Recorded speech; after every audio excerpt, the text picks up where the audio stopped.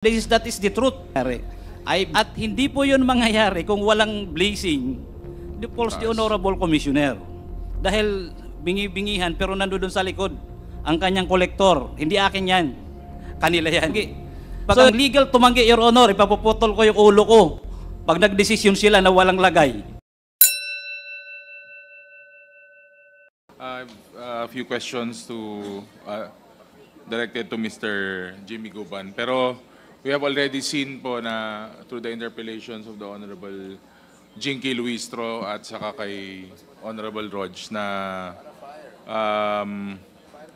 it is an automated and it is a large-scale system dedicated to battle corruption. But parang through the question and answers po kanina, parang it is an intricate system, an updating and a modernization system. Pero parang mas na-modernize yata yung corruption sa yung mga nangyayari sa loob. Kasi nga, when it's centralized, isa lang po pinapanggalingan ng order unless na ang ginagawa sana is hiwa-hiwalay po yung gaya na dating gawin nila na parang devolve po yung function. So the TARA system in itself, Sir Jimmy, parang ang dating po ng TARA system is mas napapadali po yata yung mga nangyayari kung pabor dun sa taong gagawa ng kalokohan o may connection sa loob. Tama po ba? Yes, Your Honor. Mas pabor sa kanila. So parang siya, magical system po talaga. Hindi siya designed to matanggal po yung traditional na sistema. And I would believe na baka pati po itong mga magnetic lifters natin, saka mga x-ray po natin, itong magnetic lifter, yung x-ray, siyempre, we would speculate na parang magical na rin po itong mga to. Kumbaga, depende po sa dadaan, depende po sa kliyente na papasok. Parang ganun po ba? Yes, Your Honor. Lalo pagkakaibigan na, kahit tumatagal ang container sa loob ng yarda, madali lang ulit yun i-process, tumatiming lang sila. So yan po ang... Sige po. Tuloy niyo lang. Yan po, pag dumaan po sa x-ray, pagka-enrolled na, so hindi na masyado bumubukas yung x-ray. Binibilang na lang. I'm doing this for a change, Your Honor, for reformation. Because I'm very thankful that the Honorable Commissioner has also admitted that there was really corruption. For a change, Your Honor, and for reformation. Ang TARA po ay automatic. Pag hindi ka enrolled, nahihirapan ang processor dahil naiipit minsan ang dokumento, natatagalan mailabas. Imbis na 2 days, 3 days, inaabot ng weeks, inaabot ng months. So kung enrolled ka ho sa lahat ng offices na dadaanan, and even I'm sure, kahit paano pinadadalhan din po ang legal. So, Your Honor, that is the truth. I experienced that already. I have so many friends from legal. Kayang baguhin na po natin ngayon. Mawawala po yun pag isa lang ang opisina talaga tumanggi. Pag ang legal tumanggi, Your Honor, ipapuputol ko yung ulo ko pag nagdesisyon sila na walang lagay. Pag nandun sa kanilang dokumento. Now, that is a very big problem, Your Honor. If we want to clean the custom, let's all clean from head down the line. Dahil kung isa lang po ang unit na magkiklean, hindi po mangyayari. At hindi po yun mangyayari kung walang blazing the false the Honorable Commissioner. Dahil bingi-bingihan pero nandoon sa likod ang kanyang kolektor. Hindi akin yan. Kanila yan. So, Your Honor, that is based on my personal experience for about 27 years in intelligence, Your Honor. And Mr. Chair, to manifest lang, I'm sure meron pa rin pong mga ganitong problema na existing right now with the interpellations of our chairman kanina.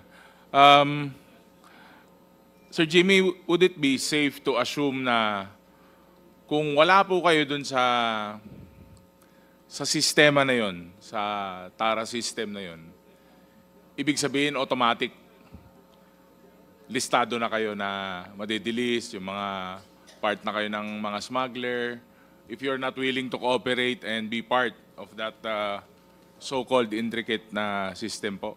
Madidelay po yung proseso, Your Honor, yung dokumento mo. Or baka mamaya, mawawala pa kahit nakalads ka na, kahit computerized ngayon Kung halimbawa 1,000, Your Honor, maano ko rin po kanina yung 2.5 na kinumpute ng dalawang kagalang-galang na commissioner po. Hindi po itong 2.5 times 2,000. Ang bawat port po about 8 or 10,000 containers dyan ang lumalabas daily. So yung nakatara dyan sa about 6,000. Yung Green Lane, Super Green Lane, kahit multinational yan, in fact, nagbibigay pa yung mga facilitator niyan eh. So yung TARA system po, it's about not only 27 billion, it's about 100 billion. So doon lang po yung sa isang port. Eh pag ang port pa po ng Manila International Container Port, Subic, Batangas, Davao, Cebu. So ilang ports po yun araw-araw na nawawala. That's for about 100,000 dapat po yan, Your Honor. Ang kwintadas po niyan mula sa taas pababa, it's more than 100,000, not only 30,000. 10,000, maybe sa isang unit lang yun, o sa unit lang namin yun sa CIS. Unit ng police. Mas worse, pagka ang examiner appraiser. Then of course, the office of the commissioner and the office of the district collector. So kung yun po ay mawawala, magiging malinis, mapiprevent po natin ang precursors ng droga, mapiprevent po natin yung illegal importation mismo ng droga, din makakatulong po sa ekonomiya. In fact, pag maganda po ang management ng custom, kahit po dollar salting, matitrace natin, then economically will improve, Your Honors. Including the agricultural products, wala pong mawawala pag wala po yung TARA. Dahil may dagdag ko po, yung import commodity clearance ay nanggagaling po yung sa ibang agency, government agency concern. Pag mayroon na po noon, nandun na po ang bilangan ng TARA. Para po makapag-import, halimbawa bigas, bibigyan ng BPI, baril, bibigyan ng PNP. So lahat po yun kasi, all it involves money pagdating po sa customs. Sana po mawala.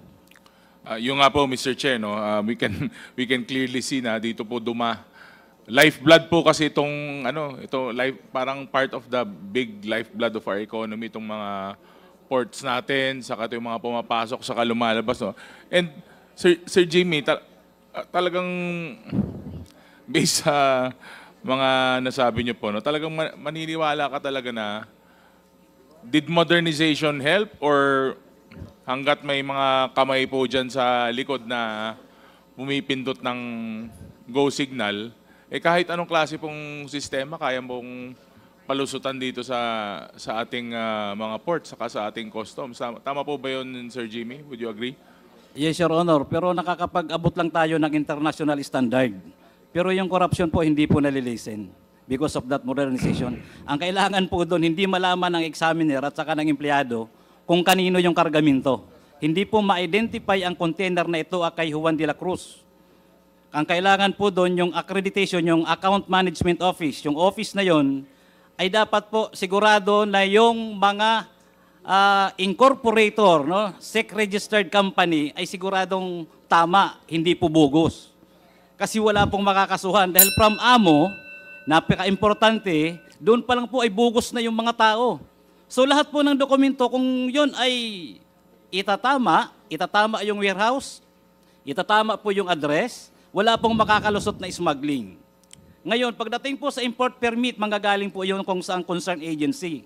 So mawawala po yun. Now, ang kailangan po, hindi alam yung amo ng examiner at hindi rin alam ng examiner kung kaninong consignee para po mawala yung tarahan nila, gulo.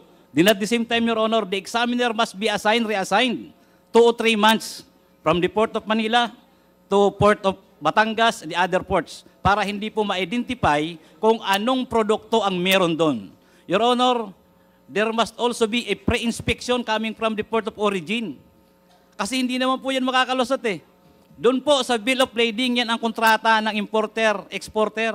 Nandun na po yung goods. Pag nagkamali po doon sa pagdeklara, ibig sabihin may kasabwat galing sa port of origin. Your Honor, the same with my case in the case of Mr. Taguba. Galing po sa port of origin, alam na yun kung sino nun ang nag-export. So, hindi po makakalusot ang smuggling, Your Honor. Pag mayroong pre-inspection representative, lalo na po kung mayroon din ang government ng particular bansa or country na mag-certify na yun ay tama, na importation, tama ang deklarasyon. At hindi po alam ng examiner at ang intelligence operative ng police, kahit po ang deputy commissioner, isa lang po dapat ang nakakaalam sa concerned product, kung ano ang product. And again, Your Honor, doon po sa amo, nandoon po yung importable materials. Kung ano po yung naka-accredit sa AMO, Account Management Office, yun lang dapat ang import. Kasi nakalagay po yun doon bago po aprobahan ng AMO. Kung ang AMO po ay under ng intelligence or under ng Office of the Commissioner, dapat po nire-review. Yung po ba na ini-import ng isang consignee ay nandoon sa inaprobahan according doon sa AMO accreditation. If it is not, wala po doon, Your Honor, ay dapat wag na ipayagan. Kahit to general merchandise. Pag nag-i-inspect po ako niya, pinag-define ko kung anong klaseng general merchandise. Kung yan ba ay shoes na swelas lang, yan ba ay kettle na So yan po, Your Honor, ay power po yan ng customs. Wala pong magkakaroon ng smuggling kung lahat po yun ay tatama. Thank you, Your Honor. So with that statement, Mr. Chair, Ginong Jimmy, nung paparating na po yung shipment na from Indonesia is, siyempre alam na po nung incoming na may shabu po yung shipment na yun. Tama po ba? Your Honor, yung pre-shipment, ang customs po bago dumating ang kargamento, may dokumento na. Meron na po kaming advance foreign manifest. I'm sure the district collector, the Office of the Commissioner, even sa aming opisina po, meron na kaming advance. Hindi pa ho dumarating yung barko, may dokumento na kami kung ano deklarasyon ng doon. So pagka minis-declared po, hindi malalaman. Pero po galing po doon sa port of origin, alam na po yun kung ano ang laman ng barko. Anong laman ng container rather. Kung anong laman ng container. Pero yun nga, pag hindi siya declared, pero there has to be someone who knows that there is an incoming na ganun po from our end. Tama po ba? Alam na rin nila na may parating na. Yes, Your Honor, kasi hindi po maglalakas loob yun mag-import kung hindi alam o hindi timbrado sa district o sa port na pagbabagsakan. Ibig sabihin, may linya na sila. Nag-uusap na sila, may presyo na yan kung magkano, kung paano gagawin. In my case, Your Honor, that is already more than 30 days. Abandon shipment, hindi nila ginagalaw. Tapos nung hinuli namin, kami ang kinulong. I'm very sure, the Honorable Commissioner nandito po. Abandon shipment yung hinuli namin. Wala pong nawalang kargamento kahit na ano sa loob. So, ibig sabihin, totally po nahuli namin yung shabu. Wala pong nawala kahit piso. Totally, hindi na ho nakalabas ang customs.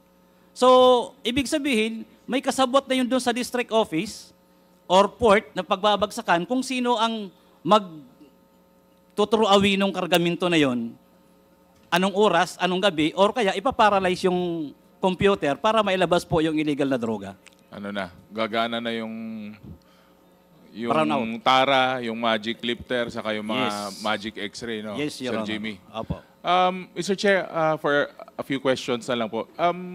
What has the BOC done? Kasi naging malaking issue to eh. So what are they doing now na para hindi po mangyari ulit to? Mabawasan o what has been their moves, kumbaga ano pong ginagawa nila para i-improve yung system, totally matanggal na o malesen man lang po yung mga ganitong problema natin, Mr. Chair. Anyone from the BOC can answer. Mr. Chair, we have learned from this experience, from this incident involving this EMT case, Your Honor, so that in the parameters, we have improved the parameters that was inputted by the Risk Management Office, so that this kind of importers, EMT was I think a new, relatively new importer, but it was able to qualify, or he was nakalagay siya sa green lane. So, from this experience, hindi na po pwede yun, sir, na ang isang relatively new importer with no parang history, very short history, hindi na pwedeng pumasok as green lane. So ito lang yung mga na may history na walang violation, sir. But again, Mr. Chair, parang these are minor improvements from what we're expecting, no? Kasi syempre, siguro I would like to ask the BOC as well. In one of your meetings or yung mga, syempre meron kayong mga ginagawang security measures. No? Was anyone in the meeting suggesting or even considering third party or upgrading of systems or additional security measures po? Currently, the Bureau of Customs is in the direction of pre-shipment inspection from the port of origin, Your Honor. Thank you, Mr. Chair. Last na lang po kay Sir Jimmy siguro at saka kay Sir Mark. Siyempre po, matagal na po kayo dyan. I mean, si Sir Jimmy, si Sir Mark, medyo mas masasabi niyo po ba na yung TARA system din po ang naging problema? At saka kung saan na kayo ngayon, yung sistema na yun na parang naging way of life, hindi ganun ka-foolproof. Tapos kayo pa po yung nadiin. Parang ganun na po yun eh. Ganun na pong dating nun eh. Naging biktima po kayo ng isang sistema na kinasanayan po sa BOC. Yes po, Your Honor. So sabi nga ni Kong Jingy kanina, yung fall guy talaga. Yung nangyari sa inyo, kayo yung mga fall guy. Pero for my last question, sir, kung meron po bang representative dito, sa mga nag-file po ng cases against you, bakit kayo po yung agad na mga finailan nila? Ano po ang kumbaga anong inspirasyon nila? Ba't kayo agad? Yun napasok at nabigyan na file ng sunod-sunod na mga kaso. Your Honor, sa case ko po ay pinaka-worst po yun dahil magkasama kami ng PDEA na nanghuli. I'm sure they were present today. Wala kaming pinakawalan kundi tinorn over properly sa PDEA. Then during the Senate hearing, nandun lang kami. I don't know what was the reason bakit nagkaroon ng conspiracy to import. Na present po ang PDEA during the time of the apprehension. Then the magnetic lifter loaded with shabu was also apprehended inside of the area of the Bureau of Customs. Hindi po nakalabas. Hindi pa po na-examine, kundi that was already an abandoned shipment. And hindi po namin makuha, bakit po yung personnel ng Customs ay hindi po ginalaw, hindi nakasuhan? Bakit ko, ako na isa sa mga nanghuli, ako po ang kinasuhan? Kasama po si then late Colonel Pajardo at saka si Colonel Asierto, then the rest. Ang pinaka-worst pa po noon, may umadmit pa kung sino ang may-ari ng kargamento na hinuli namin na nawawala hanggang ngayon. Hindi na makita. It was presented in the Senate. Then after na may present sa Senate, nawala yung umamin na kanya yung consignee, siya ang may-ari ng consignee. So ako na po ang hinabol ng hinabol nung dating administrasyon. And hopefully, Your Honor, we be given right and proper justice. Follow-up na lang po, Mr. Chair. Sir Jimmy, what are you expecting from all of these hearings? Kaya si Sir Mark, may expectation pa po ba kayo? O siyempre, naisiwalat nyo na po yung mga statements, yung mga kailangan yung sabihin through your affidavits. Is there still hope? Meron pa po ba kayong ine-expect na mangyari po dito sa mga hearings natin? Thank you, Your Honor. Of course, Your Honor, we are expecting a speedy trial of our case, especially in my case that I am on appeal. Then at the same time sana, Your Honor, pairalin po yung tama na batas, rule of law. Huwag naman po sana yung impluensya. Dahil nakitang-kita naman po kahit na hindi pa po abogado, hindi masyadong marunong sa legal, nandoon po yung katunayan na wala po kaming ginawa kundi hulihin lang ang illegal na droga sa loob mismo ng customs at wala pong nawawala. Thank you po. Thank you. Thank you, Mr. Chair. Mr. Chair. Thank you, Congressman Ortega. Now we proceed with Congressman Rog Gutierrez.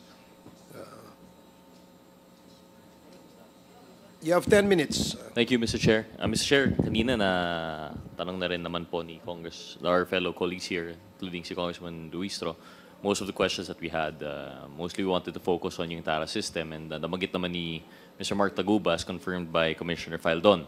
So far, what we have known. Just some points po, no, just to corroborate siguro, I'd like to direct some questions to Mr. Guban, if the committee would hear it. So, Mr. Guban, through the Honorable Chairman, matanong lang po, no, you too have had an experience in this TARA system. You have insights po, tama po ba? Yes, Your Honor, Mr. Chair. And this is stemming from your experience as, I believe you were an intel officer po ba? Or ano po yung position niyo dati sa I am an intelligence officer, Your Honor. Opo. Just to give us a brighter idea, kasi alam naman po natin, in general terms, yung TARA system would be a way by means yung ating mga brokers, mga ating mga importers would collude with, allegedly, with public officers in the customs to bring in goods illegally, either through, I think there's technical smuggling and actual smuggling po, no? These are the usual crimes that would be associated with the TARA system. But I'd just like to ask po, no? Because sa amin po, for example, hindi naman po kami from that industry. We don't understand po yung structure. Yung Bureau of Customs is generally, that's a national body po, no? Pero do we operate like our other agencies na by region po ito? Or ano po yung structure ng BOC? Yes, Your Honor, by district. Like for District. example, Your Honor, we have the different districts in Batangas Port, Subic, Davao, Cebu. Then in Manila, we have 2 ports, the Manila North Harbor and the South Harbor. So, Mr. Guban, sorry, makat lang po. No? So, generally, ang agencies po natin, kasi nalalaman natin, for example, when we're talking about DepEd, when we're talking about DOLE, it's geographical po, no? Based on regions, generally, ang ating division. We lump cities and municipalities into provinces, provinces into regions, and regions into the national whole. Pagdating po sa customs, it does not follow yung ating municipalities and city structure po, no? It's depending on the port. Depending on the port, Your Honor. Not exactly the geographical situation, Your Honor. Okay, so ang pinaka-basic structure natin would be district. The port District, Your Honor. Port And district. we're only talking of seaports po ba? Hindi po kasama yung mga airport? Kasama or- po yung airport, Your Honor. International Airport in Clark, Cebu, Mactan International Airport. Then, of course, the NAIA. Okay, and I'm sure our current representative from Customs can confirm naman po, no? This is just general knowledge, tama po? That's correct, Your Honor. So we have districts, district collectors district. Ano po yung tawag natin dito? District Collector, Your Honor. The District- head of office, Your Honor, on that particular district ay collector, District Collector, Your Honor. The pinaka-basic structure will be yung port, yung districts natin. And then you have the district collector, which is the head. And they report, meron bang regional, meron bang by Luzon, Visayas, Mindanao, or straight to the Bureau? To Yes, the- Your Honor, diretso na po yan sa Office of the Commissioner. Okay, so the Office of the Commissioner, which is composed of how many commissioners nga po tayo? 1 commissioner, Your Honor, and I think this are about 3 deputy commissioner and 1 assistant commissioner. Yung deputy commissioners po natin, is that by operational area or different, ano? Nationwide, Your Honor. Nationwide, all 3. So 1 commissioner, 3 deputies, and then yung district collectors po natin. Yes, Your Honor. Where does your intelligence office come into play? Your Honor, we have also Deputy Commissioner for Intelligence Group. Then, to CIIS, Customs Intelligence and Investigation Service. Okay. And ano po yung trabaho ng ating intelligence service? Well, of course, Your Honor, we are gathering information who are those brokers and importers na illegally nag-i-import or fraudulently declaring goods na hindi tama at saka yung iba naman ay totally illegal or hindi lang technical smuggling kundi pure smuggling or outright smuggling. So yung target po ng inyong intelligence work is usually in the outside, yung mga those who would collude po, no, yung importers and brokers. Not only, Your Honor, that includes the inside because we are also working against the customs personnel, Your Honor. So yung BOC, merong opisina sa loob under the Deputy Commissioner for Intelligence Service po, no, that works on both ends. It's to catch yung mga smugglers that are working for yung private persons and also against yung mga public officials po natin. Yes, Your Honor.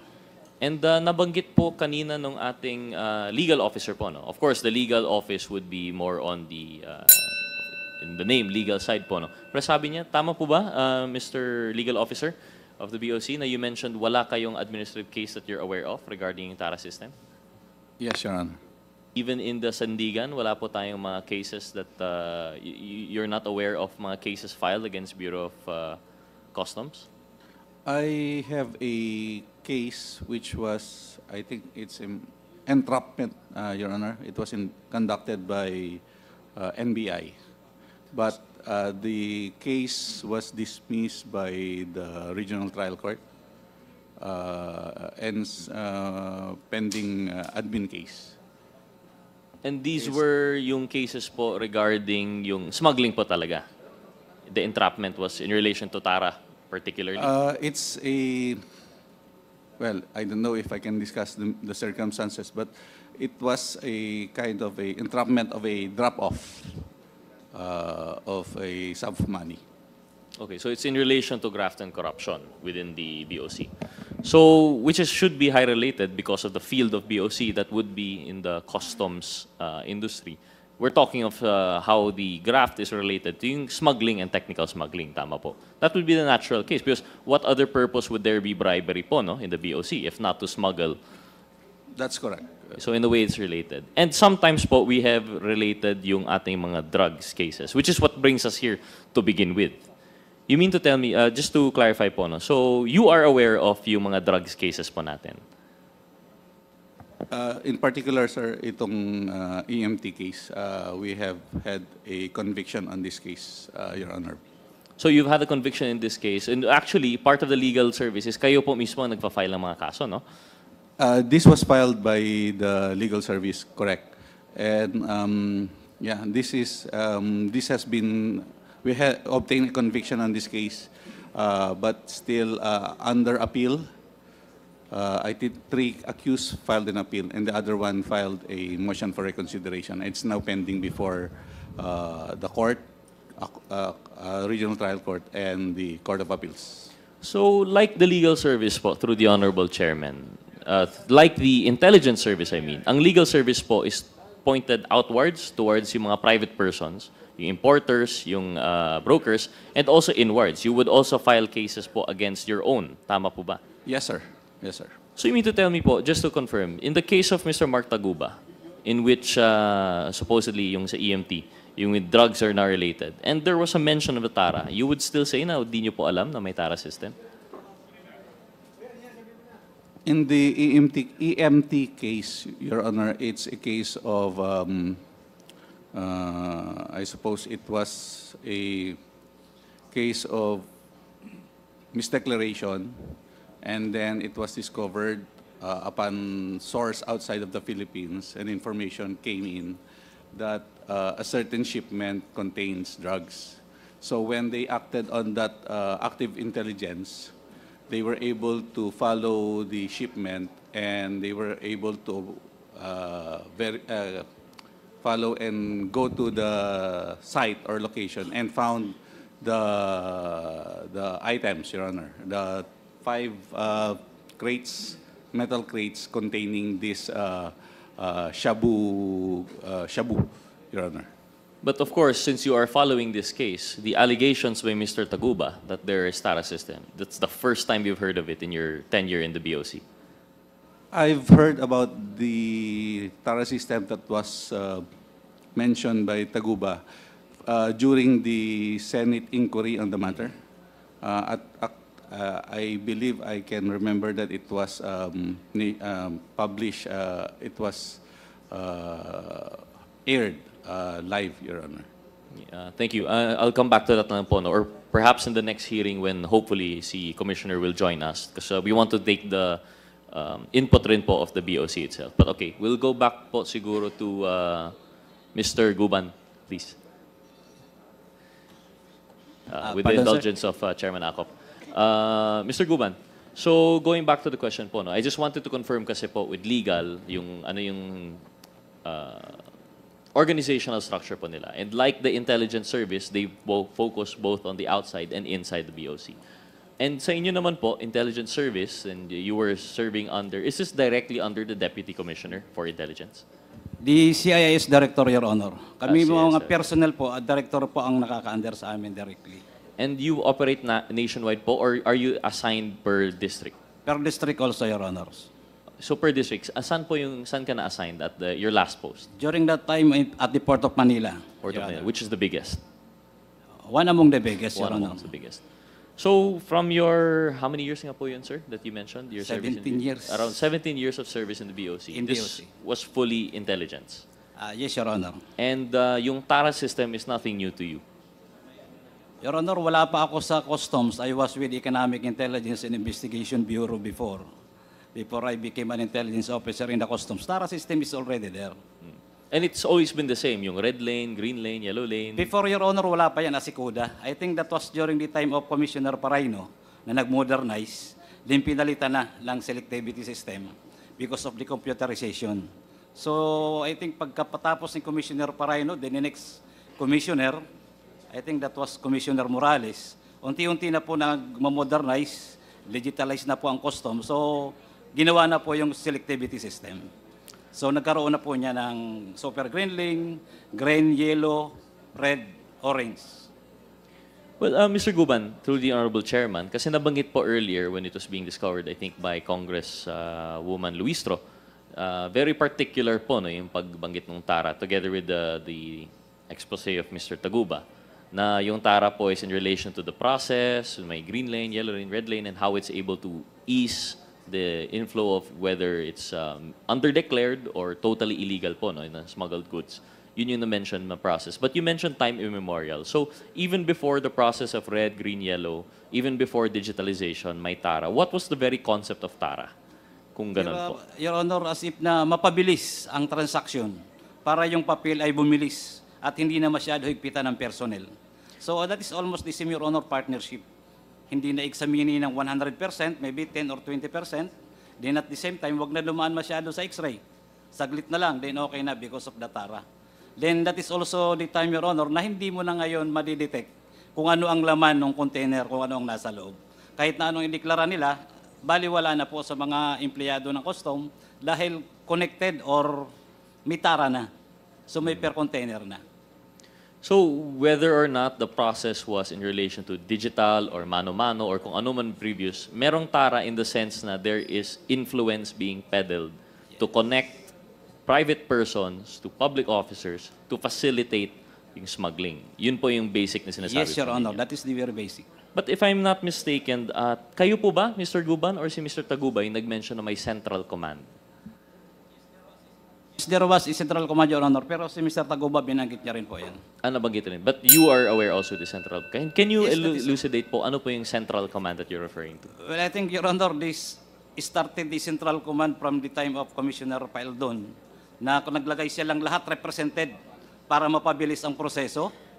I'm not mistaken, I'm sorry, Your Honor. Pero doon po yun ang central command na sila ang nagbibigay ng go signal to all the districts, including our offices, different offices, kung mali or hahabulin ng container o hindi. Then that was also the experience of Mark Taguba. So it's not innately wrong. Yung central command pala is just a structural thing.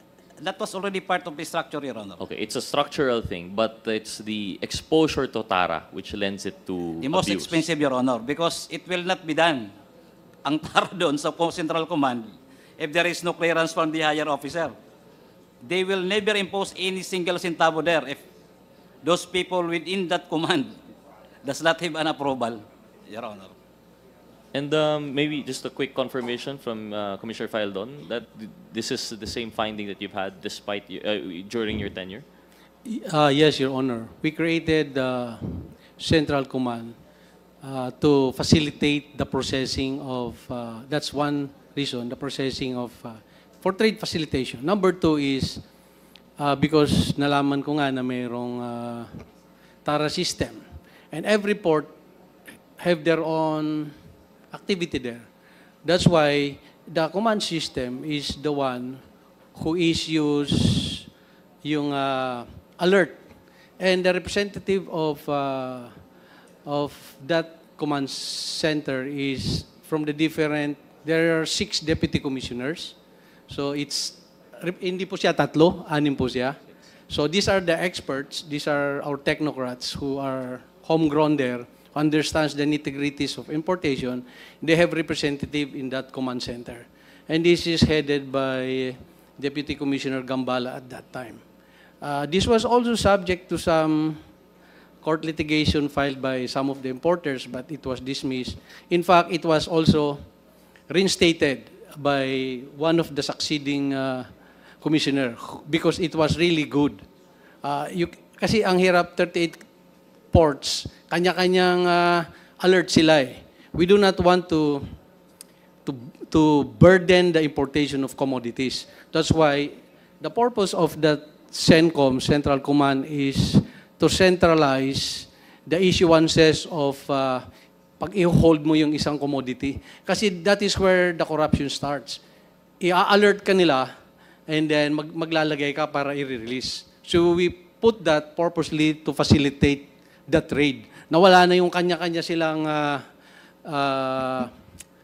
turf. So those representatives coming from the different 6 deputy commissioners' office come up with a collegial decision whether this commodity will be alerted or not. So it is a collegial body. It is also organized to stop the TARA system, whether it become effective or not. That is why we have several apprehensions like the Mighty, who later on we file a case. Nanalo nga po tayo ng 33 billion. We have apprehended several yacht, may aeroplano pa kaming. So those are the result of that. But some importers did not like it because siyempre tatamaan ka kung meron kang nitty-gritties na ginagawa. So it's really the two sides of the coin. Who is nagsasabi ng totoo dito? So I leave it to your judgment whether it is yes, there was a case filed against it, but it was dismissed. The court find it legal and within the authority of the commissioner to put that up. That's why one of my successors instated it later on. Yeah, they called it operation center, but it functions the same. So I don't see it as something that is being projected by other sectors. It was really there to facilitate the trade and to curb the TARA system, Your Honor. Thank you, former Commissioner. So just to clarify po, no, in your opinion, the creation of this operational center was to fight a parang decentralized TARA within yung mga district. Yes, Your Honor, we did not just create that. During my time, we put CCTVs nationwide in all the ports. So we have eyes on all the ports and all the offices. That's why many people do not like it. In fact, there were hundreds of officials na nahuli namin through that system. Dahil nakatuto kami. And we filed cases, may na-dismiss, meron captain ng Customs Police, nahuli namin dyan sa Tara-Tara na yan. And was filed a case, dismissed. So, it was doing good when I was the one running it. That's why may mga umayaw dun sa sistema kasi nabago eh. Yung little turf nila in every port, nawala yon. So we removed their power to issue alert. Kasi yan ang nag-uumpisa yan, i-alert kita pag di ka magbigay. So tinanggal po namin yun, naging centralized siya. Thank you, Commissioner. So at least we got your opinion na it was to combat yung mga little TARA systems nationwide. However, the allegation, I believe, of if it was Mr. Guban or Mr. Taguba is that naging central na rin po yung TARA. Dahil may central command, it became a smaller world where these are the only people whose palms you had to grease. Allegedly po, no? But I understand where you're coming from po, Commissioner. So with that said po, no? So we have now, although the structure is supposedly by district, naging centralized na po ito. And it reminds me of a statement that you made, Mr. Guban, yung may tinatawag kang mafia that would control the BOC. And you stand by that allegation po ba? Yes, Your Honor. And you mentioned earlier that you've served 17 years in the BOC. And TARA system has always existed. So this mafia has always existed? Yes, Your Honor. Yes, Your Honor. But this mafia would be composed of which personalities po ba? Well, different. That was during the time of the administration of the past administration, Your Honor, that there was a Davao Mafia. Yes, you mentioned particularly the Davao Mafia. Yes, and at Your the Honor. time, you mentioned both officials, private persons, and there were importers that were participating. Although, yung focus nyo po was mostly on yung public officials po, no? Public officials and private, Your Honor, because they are, sila po ang in fact, hindi yung commissioner ang nagko-control, but the Davao Mafia ang nagko-control ng customs during that time, Your Honor. Paano po yun nangyayari? If I understand the head of the BOC would be the commissioner po, or at least the deputy commissioners, how could you say that a mafia controls the BOC? There were calls na tumatawag. According to our reports, may tawag from the Davao to the commissioner, then the commissioner down the line pababa po. But, sige po, so you're focusing mostly on the Davao Mafia. But you mentioned also that since time immemorial, before your 17 years, meron ng Tara. And it seems to be that what you are saying is yung Tara and the mafia are closely linked. So even before this previous administration, may mafia rin po ba? Inside of the customs, Your Honor, there is a group of syndicate people, Your Honor, na talaga nag-influence pagdating dyan sa TARA system. So nagbago lang in the latest, in the past administration kasi the mafia was now outside. Different, Your Honor, yun. Yung iba yung before ng administrasyon.